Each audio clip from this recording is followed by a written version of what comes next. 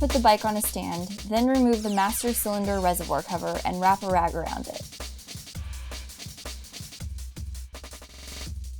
Rotate the rear wheel until one of the 3 holes in the disc line up with one of the caliper mounting bolts. Remove the 2 bolts that secure the caliper to the swing arm.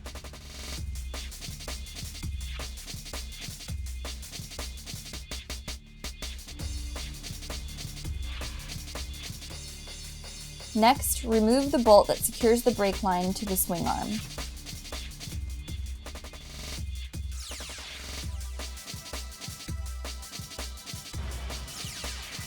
Before removing the brake pads, push the caliper pistons in by separating the brake pads with a screwdriver.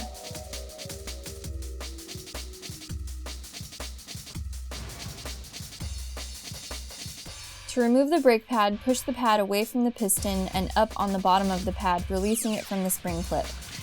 Then slide it through the bottom of the caliper.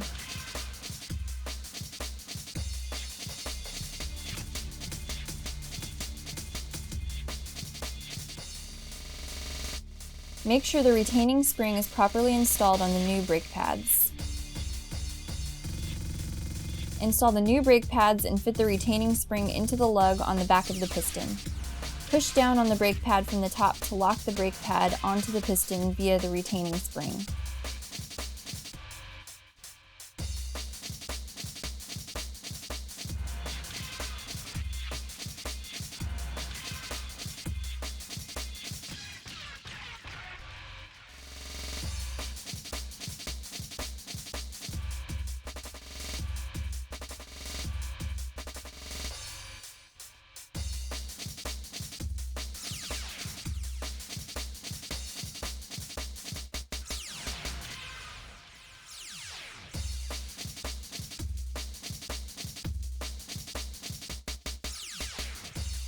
Install the 2 caliper mounting bolts and torque to 18 to 20 foot-pounds.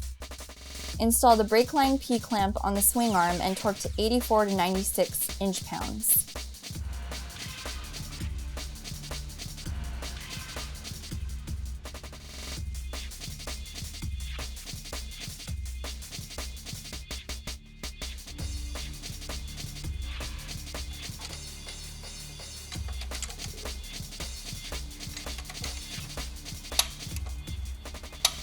Slowly pump the brake pedal to move the pistons out until they contact the brake pads.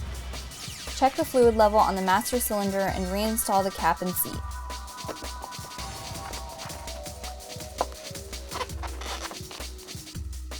And you're done.